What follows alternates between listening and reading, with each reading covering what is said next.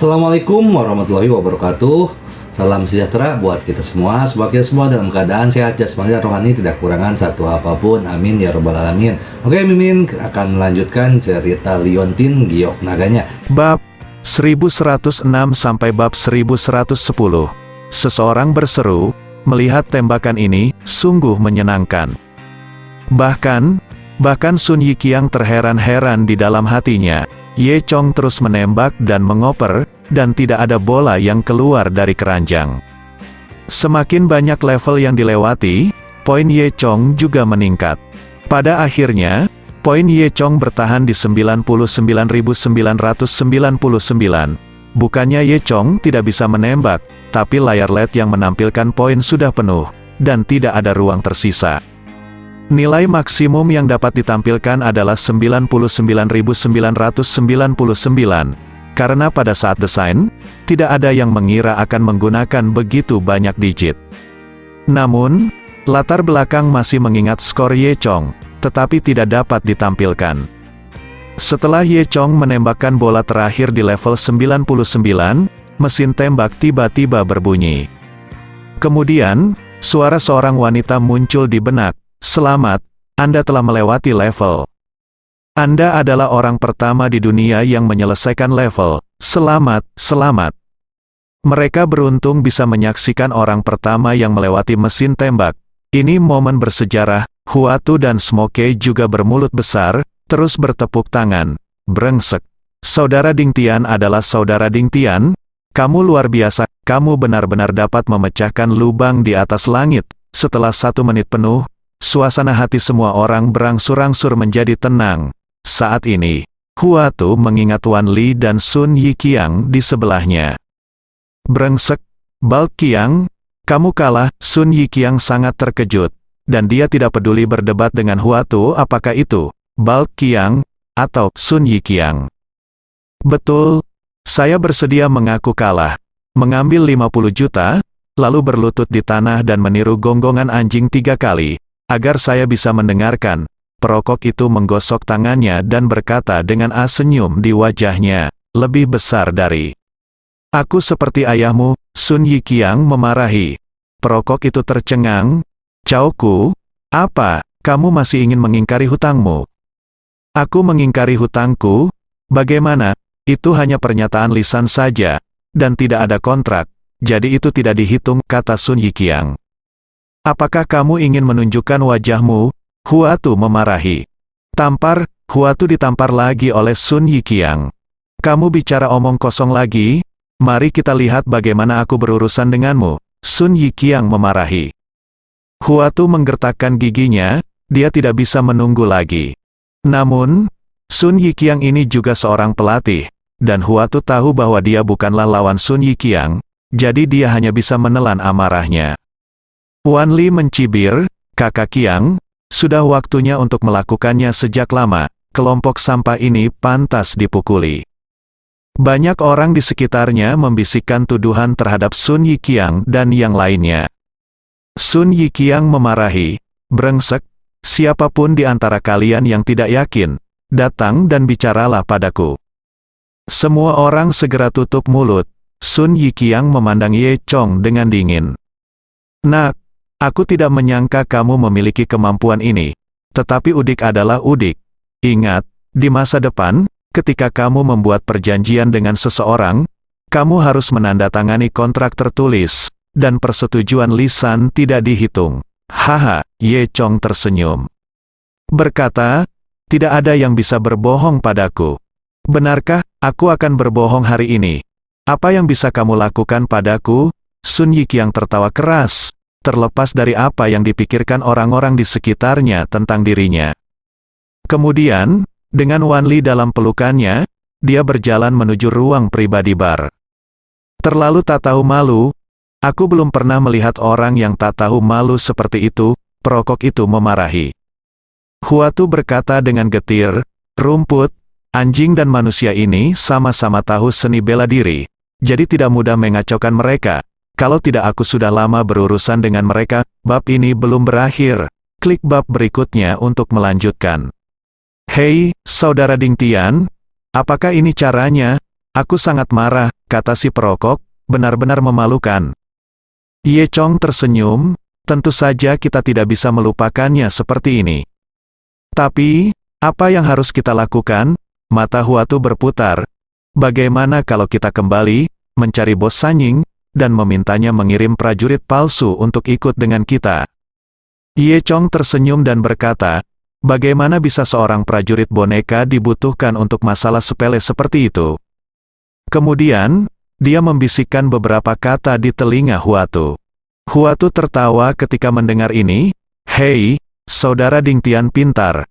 Kami ahli dalam hal semacam ini. Ye Chong tersenyum, meskipun metodenya terlihat sangat buruk, tetapi melakukannya lebih seperti cara seorang gangster. Di ruang pribadi bar, Sun Yiqiang merangkul Wan Li, dan keduanya baru saja melakukan ciuman yang dalam. Jika bukan karena kesempatan yang tidak tepat, saya khawatir api di antara mereka berdua akan menyala. Wan Li berkata, Kakak Qiang, para gangster tadi benar-benar menjijikkan. Aku akan kembali dan menemukan beberapa murid dari Sekte Kongtong, dan membersihkannya dengan benar. Sun Yiqiang tersenyum dan berkata, oke, kalau begitu aku akan serahkan padamu. Wan Li berkata, tidak masalah. Bukankah anak itu pandai menembak bola basket? Tunggu sampai aku berbalik dan mengikis kedua tangannya. Jadi curahkan amarahmu pada kakak Qiang. Wan Li mengerti maksud Sun Yiqiang. Pikiran sangat baik. Sangat senang. Hei, Xiao Li, kamu peri kecil. Setelah berbicara, Sun Yiqiang ingin naik untuk mencium Wan Li lagi.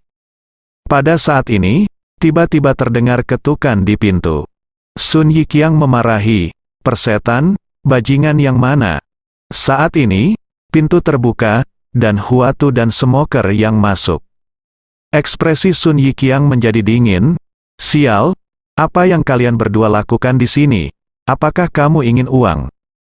Lebih besar dari sialan, saya pikir Anda menginginkan uang daripada hidup. Setelah mengatakan itu, Sun Yiqiang berdiri dan ingin mengusir mereka berdua. Huatu buru-buru berkata, jangan, Saudara Qiang, ya, kami datang ke sini khusus untuk menebus kesalahanmu, untuk menebus kesalahanku. Huatu mengangguk, ya. Saudara Qiang, kapan kami melihatnya? Kami melihatnya. Saya tahu bahwa Anda adalah orang yang luar biasa. Perokok itu menimpali di sampingnya. Benar, Saudara Qiang, Anda pasti berasal dari tempat yang besar, bukan?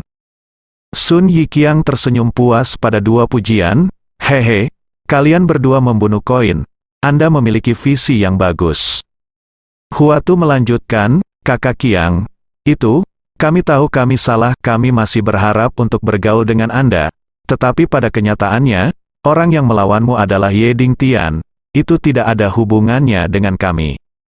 Ya, ketika kami pertama kali melihatmu, kami kewalahan oleh temperamenmu, dan ingin memujamu sebagai kakak. Ekspresi Sun Yiqiang melembut. Oh, benarkah, kata Huatu. Semakin banyak Sun Yiqiang mendengarkan, semakin bahagia dia. Hei, kalian berdua cukup menarik. Huatu melihat bahwa itu hampir selesai, dan mengambil kesempatan untuk mengangkat botol anggur di tangannya, menuangkan segelas untuk Sun Yiqiang, dan menuangkan segelas untuk dirinya sendiri. Kakak Qiang, kami minta maaf padamu sekarang, aku menghormatimu. Saat dia berbicara, Huatu dan perokok meminum anggur di tangan mereka. Sun Yiqiang sangat bangga dan meminum anggur tanpa banyak berpikir. Wan Li memperhatikan dari samping, selalu merasa sedikit aneh di hatinya.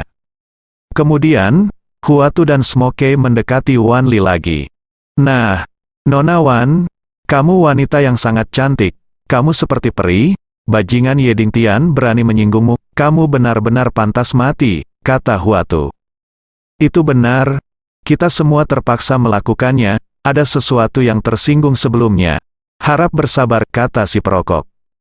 Huatu dan Smoker berbicara manis lagi, yang membuat Wan Li juga senang. Wan Li mencibir dan berkata, kalian berdua memiliki penglihatan yang bagus. Aku akan membawamu ke gerbang Kongtong nanti dan menjadi anjing penyapu toilet. Terima kasih, Nona Wan. Terima kasih, Nona Wan, Huatu dan si perokok tampilan yang sangat bahagia. Kemudian, Huatu mengambil kesempatan untuk menuangkan segelas anggur ke Wan Li. Nona Wan, kami menghormatimu, mengatakan ini, kepala bunga dan perokok itu minum lagi.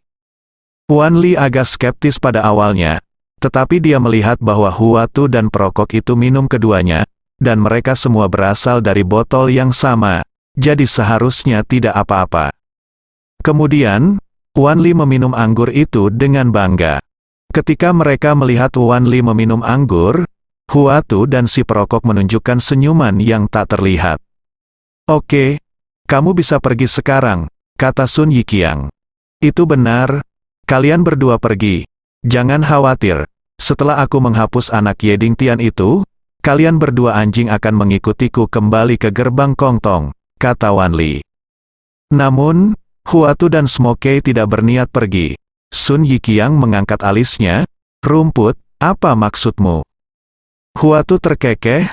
Apa maksudmu? Kami di sini untuk mengantarkan anggur untukmu, keduanya.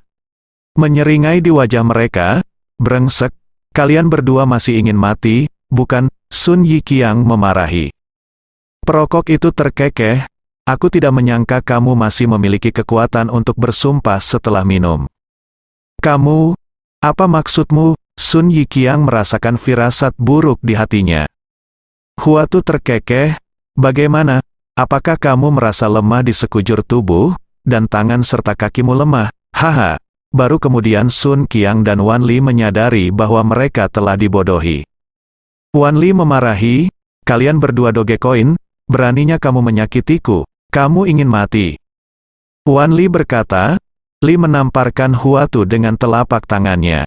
Gerakan telapak tangan Kongtongnya telah dipraktikkan hingga mencapai titik kesempurnaan. Namun, ketika dia menamparkan Huatu dengan telapak tangannya, itu lembut dan tidak berdaya.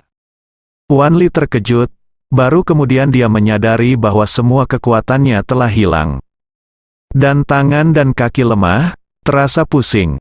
Huatu terkekeh dan mendorong Wan Li ke bawah. Wan Li memarahi, kamu, bajingan, beraninya kamu membiusku, aku tidak bisa membiarkanmu, bajingan tak tahu malu. Semakin keras kamu bekerja, Huatu tersenyum celaka. Hanya pada saat inilah Sun Yiqiang sadar, apakah kamu memasukkan obat ke dalam anggur? Kamu cukup pintar. Aku tidak menyangka obat saudara Ding Tian benar-benar efektif. Aku akan memesan lebih banyak lagi lain kali. Perokok itu berkata sambil tersenyum. Wan Li bertanya, tidak mungkin, kalian juga minum. Kenapa kalian baik-baik saja? Huatu terkekeh, kamu wanita bodoh, tentu saja kita harus minum penawarnya terlebih dahulu. Wan Li memarahi, kalian berdua koin anjing, cepat naik, biarkan aku pergi. Apakah kamu tahu siapa wanita tuaku? Hehe, kamu adalah putri dari penjabat kepala sekte Kongtong, apa yang tidak kamu ketahui? Perokok itu mengungkapkan identitas Wan Li. Wan Li cukup terkejut, dia tidak menyangka kedua bajingan ini tahu banyak. Karena kamu tahu, biarkan aku pergi dengan cepat, atau aku akan membuatmu mati, Wan Li memarahi. Huatu tersenyum dan berkata, kalau begitu, apakah kamu tahu siapa kami? Katakan, kami adalah anggota organisasi Sudo Prajurit Dalam. Satu kalimat, Wan Li dan Sun Yiqiang ketakutan. Lawannya ternyata adalah organisasi prajurit semua orang. Wan Li tidak pernah menyangka dia akan jatuh ke tangan musuh. Tapi saat ini, memanfaatkan waktu ketika semua orang sedang berbicara, Sun Yiqiang tiba-tiba berlari menuju pintu. Dia ingin kabur, tapi Huatu dan Smokey sama sekali tidak mengejarnya. Sun Yiqiang sudah mencapai pintu dalam sekejap mata. Dia sangat gembira. Selama dia membuka pintu dan berlari keluar, dia akan bebas. Ada begitu banyak orang di luar, mereka pasti mempermainkan mereka, dan mereka tidak berani melakukan apapun untuk diri mereka sendiri. Adapun hidup dan mati Wan Li, dia tidak bisa mengendalikannya lagi. Memikirkan hal ini, Sun Yiqiang sedikit bersemangat. Kemudian, ketika dia membuka pintu, tiba-tiba dia jatuh ke dalam gua es. Karena di depan pintu, ada seseorang yang berdiri, itu adalah Ye Chong yang tersenyum. Ye Chong menendang perut Sun Yiqiang, dan menendang Sun Yiqiang kembali ke dalam rumah. Kemudian, Ye Chong masuk dan menutup pintu. Sun Yiqiang tercengang. Sekarang dia tahu identitas asli Ye Chong dan yang lainnya, bagaimana mungkin dia tidak takut? Jangan bunuh aku, jangan bunuh aku, jangan bunuh aku. Aku di sini untuk disepuh, dan aku tidak akan melawan organisasimu. Dia datang dari ibu kota hanya untuk mendapatkan pengalaman. Anda benar-benar akan bertemu orang-orang dari Pseudo Warrior Organization. Selain itu, dia sudah lama mendengar bahwa anggota Pseudo Warrior Organization adalah sekelompok pembunuh kejam, dan dia tidak ingin kehilangan nyawanya di sini. Wan Li sudah menyusut menjadi bola, bahkan tidak berani berbicara. Ye Chong hanya melirik mereka berdua dengan dingin, lalu menyombongkan diri dan duduk di sofa. Huatu tersenyum dan berjalan ke sisi Sun Yiqiang. Rumput, bukankah kamu cukup hebat barusan?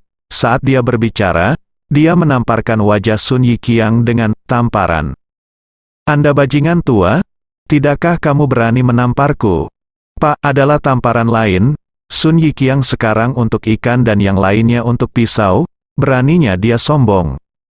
Dia buru-buru memohon belas kasihan. Tidak, jangan berani, saya salah. Karena kamu salah, sekarang kamu menamparkan mulutmu, sedikit lebih lembut, pisauku akan menusuk perutmu, kata Huatu, dan mengeluarkan belati yang bersinar. Sun Yiqiang ketakutan, dan dengan cepat menamparkan dirinya sendiri, setiap tamparan sangat keras. Dia menamparkan dirinya sendiri beberapa kali, dan dia menyeringai kesakitan, dan kemudian aku tidak berani bertarung lagi. Huatu mengutuk, apakah aku menyuruhmu berhenti? Apakah Anda ingin pisau putih saya masuk dan pisau merah keluar? Tidak. Sun Yiqiang buru-buru terus memukuli dirinya sendiri, suaranya sangat keras, dan wajah Lao Gao bengkak. Bagus sekali. Saat aku menyuruhmu berhenti, berhenti lagi, Huatu tertawa. Di sisi lain, Wan Li berkata, biarkan aku pergi. Aku, Sekte Kongtong, tidak peduli dengan masalah ini denganmu. Kalau tidak, kalian semua akan mati. Hei, nak, sepertinya kamu belum mengetahui situasinya. Hidup dan matimu ada di tangan kami, perokok berkata, lalu memuntahkan asap ke arah Wan Li. Yang membuat Wan Li batuk beberapa kali. Di sisi Sun Yiqiang, hidungnya memar dan wajahnya bengkak, dan sudut mulutnya berdarah, tapi dia masih tidak berani berhenti. Dia menatap belati di tangan Huatu dengan sangat cemas. Ye Chong duduk di sofa dengan santai, mengangkat tangannya, dan memberi isyarat bahwa Huatu sudah cukup. Huatu membuat Sun Yiqiang berhenti. Katakan padamu, bajingan kecil, saya tidak akan mempersulit Anda hari ini. Saya bersedia mengaku kalah dan memberi saya 50 juta. Kalau tidak, ayo masuk dengan pisau putih dan masuk dengan pisau merah, taruh saja 50 juta darahmu. Kata Huatu sambil menunjuk belati di depan Sun Yiqiang. Sun Yiqiang sangat ketakutan sehingga dia dengan cepat mengeluarkan batu giok di lehernya. Ini untukmu. Tolong selamatkan aku. Huatu menyambar batu giok itu, tersenyum, dan menyerahkan batu giok itu kepada Ye Chong. Saudara Ding Tian, apakah batu giok ini benar-benar bernilai 50 juta? Ye Chong tersenyum dan berkata, ini adalah batu giok yang bagus, bukan hanya 50 juta, nilainya ratusan juta. Mereka semua tercengang. Sun Yiqiang berkata, ya, saya tidak menyangka Anda adalah orang yang mengerti giok. Nah, saudaraku, saya melihat bahwa Anda adalah orang yang dapat dipercaya. Lihat, kami tidak mengatakan 50 juta pada saat itu. Karena giok ini bernilai 100 juta, lihat, bisakah Anda mendapatkan kembali 50 juta saya? Rumput, apakah Anda berbicara? Kepala botak itu menamparkan wajah Sun Yiqiang lagi. Sun Yiqiang berkata dengan wajah pahit, saudaraku, kita harus masuk akal. Itu setinggi angkasa, mengapa? Apakah kamu tidak yakin? Huatu menunjukkan pisaunya lagi. Aku ambil. Wajah Sun Yiqiang seolah-olah dia telah memakan siang, dan dia tidak berani mengatakan apa-apa lagi. Hehe, masalah uang sudah selesai. Perokok itu tersenyum buruk dan berkata, selanjutnya, kamu harus berlutut di tanah dan menggonggong seperti anjing. Mendengar ini, wajah Sun Yiqiang menjadi semakin jelek. Apa, aku berani bertaruh dan mengaku kalah? Bukankah itu semua datang darimu? Perokok itu berkata sambil tersenyum. Sun Yiqiang berkata dengan tegas, tidak. Seorang sarjana dapat dibunuh tanpa rasa malu, kamu. Sebelum dia selesai berbicara, dia melihat Huatu mengepalkan pisaunya dengan erat. Apakah kamu belajar atau tidak? Jika kamu tidak berlutut di tanah dan menggonggong seperti anjing, aku akan mengubahmu menjadi anjing mati. Potong kata-kata Sun Yiqiang. Sun Yiqiang segera mengubah kata-katanya, sarjana dapat dibunuh dan tidak dapat dipermalukan. Jika Anda tidak membiarkan saya belajar, saya harus belajar, karena saya telah mengatakannya, maka saya harus melakukan apa yang saya katakan, tidak peduli dengan pisau di depan matanya, martabat. Dan wajah, namun, dia masih melirik Wan Li, memintanya menggonggong seperti anjing, hal yang memalukan, dan mempelajarinya di depan wanita, sungguh memalukan. Perokok juga melihat pikiran Sun Yiqiang, dan berkata, jangan khawatir tentang dia, jangan khawatir, dia pasti lebih buruk darimu. Kami akan membiarkan dia mengalami penghinaan yang sebenarnya, Li, patah. Sun Yiqiang menggertakkan giginya, untuk hidup, dia akan melakukan apa saja. Mendengar celepuk, Sun Yiqiang jatuh berlutut di tanah. Lalu menggonggong seperti anjing sebanyak 3 kali. Huatu tertawa keras dan berkata, kamu benar-benar terlihat seperti kamu. Sun Yiqiang merasa sangat terhina oleh tawa hangat Huatu yang tak tertandingi. Dia benar-benar ingin menemukan celah di tanah dan masuk. Kemudian, semua orang mengabaikan Sun Yiqiang. Ye Chong memandang Wan Li, merupakan prestasi besar bagi kami untuk membawa wanita ini kembali. Huatu dan Smoker tidak bisa menunggu lama, dan mereka berdua mengatur Wan Li di kiri dan kanan, dan dengan nyaman melakukan segala macam hal pada tubuh Wan Li. Lepaskan aku, kalian berdua kodok kotor, singkirkan tanganmu, Wan Li mengutuk. Dia ingin berjuang, tetapi sekarang dia sangat lemah sehingga dia tidak bisa mengerahkan kekuatan apapun. Seperti boneka, dia hanya bisa membiarkan Huatu dan perokok mendukungnya untuk pergi keluar. Kakak Ding Tian, obat apa yang kamu gunakan? Ini sangat bagus. Bisakah kamu memberiku lebih banyak? Tanya perokok. Keluar? Apa yang kamu lakukan lebih banyak? Apakah kamu ingin menyakiti seorang gadis dari keluarga baik-baik? Ye Chong memarahi. Apa yang mereka minum barusan adalah obat yang disiapkan khusus oleh Ye Chong, yang bahkan lebih baik daripada bubuk Sixiang Ruancin yang legendaris. Meskipun kultivasi Wan Li tidak buruk, dia hampir mencapai level prajurit yang akan menerobos ke peringkat kuning. Namun, di bawah pengaruh obat Ye Chong, dia hanya bisa membiarkannya dibuang. Saat berbicara, semua orang ingin pergi, tidak ada yang memperhatikan Sun Yiqiang. Melihat mereka semua pergi, Sun Yiqiang menghela nafas lega. Tiba-tiba, Wan Li berteriak, Kakak Qiang, selamatkan aku, selamatkan aku. Sun Yiqiang mengutuk generasi ke-18 leluhur Wan Li di dalam hatinya, dan dengan cepat menundukkan kepalanya, tidak berani menatap Ye Chong dan yang lainnya. Rumput, lupakan cucu ini, Huatu berkata, Kakak Ding Tian, apa yang harus saya lakukan dengan cucu ini? Bunuh dia. Mendengar ini, Sun Yiqiang sangat ketakutan hingga dia pipis. Ye Chong melambaikan tangannya, ayo pergi, jangan khawatir tentang dia. Melihat penampilan pengecut Sun Yiqiang, Wan Li mengutuk, Sun Yiqiang, apakah kamu benar-benar laki-laki? Sun Yiqiang juga menjadi marah, dasar jalang, karena kamu, izinkan saya memberitahu Anda, kembali dan layani beberapa tuan dengan cepat, mungkin Anda masih bisa. Bertahan, faktanya, kesalahpahaman kita barusan adalah karena wanita jalang ini. Sun Yiqiang, kamu bajingan, kamu benar-benar mengatakan hal seperti itu, Nyonya tuaku benar-benar salah, kamu bukan laki-laki, Wan Li memarahi. Ye Chong terlalu malas untuk mendengarkan keduanya saling memarahi. Dia menyapa Huatu dan si perokok, dan membawa pergi Wan Li. Semua orang masuk ke mobil dan bersiap untuk kembali ke sarang mereka. Kakak Ding Tian, kenapa kamu tidak membunuh Sun Yiqiang itu? Bagaimanapun, dia adalah musuh kita, tidak masalah jika dia dibunuh, tanya Huatu. Apakah kamu pernah membunuh seseorang? Ye Chong bertanya.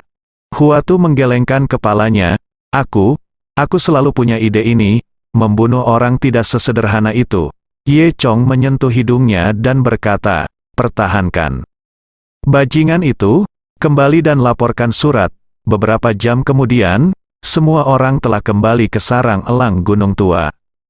Di dalam ruangan, ada beberapa adik laki-laki yang sedang bermain kartu di sana. Ketika mereka melihat Huatu dan si perokok pergi jalan-jalan, mereka membawa kembali seorang wanita, dan dia sangat cantik, mata semua orang berbinar. Chao-ku, bagaimana situasinya? Siapa wanita cantik ini? Apakah dia di sini untuk memberi kita kehangatan? Semua orang mengelilinginya dengan wajah-wajah malang. Huatu tersenyum dan berkata dengan bangga, perempuan jalang ini adalah tokoh penting dalam aliansi. Dia adalah Wan Li, putri penjabat kepala Sekte Kongtong. Apa? Dia dari Sekte Kongtong. Saudara laki-laki dibunuh oleh gerbang Kongtong. Wanita ini diserahkan kepada saya, dan saya akan membalas dendam. Tidak ada dari kalian yang bertarung dengan saya. Persetan, kapan kamu punya saudara laki-laki? Semua orang tertawa dan mengutuk. Huatu melanjutkan, sudah kubilang. Saudara kita melakukan sedikit trik dan menangkap pelacur ini. Hehe, pelacur ini sangat cantik, aku akan membuat saudara kita merasa baik ketika aku berbalik. Dia nyaman, kelompok itu berbicara dengan sangat tidak senonoh, memanggilnya pelacur satu demi satu, yang membuat Wan Li sangat marah. Kamu kodok, kamu sampah kotor, biarkan aku pergi, kalau tidak, aku akan membuatmu mati, Wan Li memarahi. Sial, kamu tidak perlu berpura-pura, aku akan memberitahumu apa itu keren, seorang adik laki-laki memarahi. Huatu tersenyum, menatap Ye Chong dan berkata, Kakak Ding Tian, kamu datang dengan rencana ini, bagaimana kalau membiarkanmu datang lebih dulu? Ye Chong tidak tertarik sama sekali, dan berkata, kalian bermain, menurutku wanita ini kotor. Huatu, Smoke dan yang lainnya tertawa, kalau begitu kita tidak akan sopan. Seperti kata mereka, lalu dia menyeret Wan Li ke kamar tidur di dalam. Wan Li berjuang mati-matian, wajahnya menjadi pucat karena ketakutan. Kalian, apa yang akan kamu lakukan? Hei, kamu akan segera mengetahuinya. Mereka dengan mudah menyeret Wan Li ke ruang belakang, dan kemudian hanya terdengar suara robekan. Dicampur dengan tangisan Wan Li, pergi, bajingan tak tahu malu, sampah kotor, jangan sentuh aku. Hanya mendengarkan suara Huatu dan mengutuk, persetan, kamu jalang. Bukankah kamu melihat ke bawah pada kami? Tidakkah kamu pikir kamu lebih unggul? Apakah kamu pikir kita semua sampah? Hari ini, aku akan membiarkanmu menyerah pada kesombongan sampah kita. Dan lihat seberapa banyak kamu bisa menggunakan pedangmu, bermain trik, tanya. Wan Li berpose dalam berbagai pose memalukan, lalu memotretnya. Wan Li terus berteriak, kamu bajingan, jika kamu berani memperlakukanku seperti ini, kamu sudah mati. Brengsek, pendekar pedang ini sangat berisik, dia pantas ditampar, kata Huatu, dan menamparnya di wajah Wan Li. Wajah Wan Li yang awalnya cantik tiba-tiba memiliki cetakan tangan berwarna merah. Kemudian, beberapa pria lainnya juga mulai menamparkan Wan Li kemana-mana. Orang-orang itu tanpa ampun, dan mereka semua menyapa Wan Li. Wan Li awalnya berteriak gila-gilaan, tapi pada akhirnya berubah menjadi suara rengekan. Brengsek, pendekar pedang ini dipukuli dengan nyaman oleh kita, Huatu memarahi. Semua orang menjadi lebih bersemangat, Wan Li juga menamparkan dirinya sendiri. dan merintih, tampaknya sangat nyaman dan menikmati dirinya sendiri. Ye Chong tercengang, dan berkata dalam hatinya, elang gunung tua ini benar-benar akurat. Pada saat itu, elang gunung tua memberitahu Ye Chong Guo, wanita ini terlihat sangat serius, tapi dia benar-benar pemborosan di tempat tidur. Sekarang sepertinya apa yang dikatakan Lao Sanying benar. Hei, aku baru saja memvideokan semuanya, dan aku akan mempostingnya nanti, sehingga semua orang bisa melihat betapa sluti wanita ini, kata seorang adik laki-laki. Mendengar ini, Wan Li ketakutan, dan sedikit tersadar, tidak, tolong jangan sebarkan berita ini. Hahaha, kalau begitu kamu harus patuh, taat, patuh, biarkan aku melakukan apapun yang kamu mau, kata Wan Li. Haha, mari kita lihat apakah kamu bisa membuat para tetua merasa nyaman. Iya, kata Wan Li. Brengsek, jalang, bukankah kamu mengatakan bahwa kita semua adalah sampah kotor? Mengapa kita tidak gila sekarang? Hehe, jika kita adalah sampah, maka kamu adalah anjing yang menjilati sampah, anjing. Li berkata, ya, aku, semua orang tertawa terbahak-bahak. Putri dari kepala akting Sekte Kongtong yang agung sekarang telah menjadi anak anjing kita. Hahaha, betapa menyelamatkan muka. Mendengar Wan Li, Ye Chong tidak ingin berhenti disalahgunakan oleh orang-orang ini.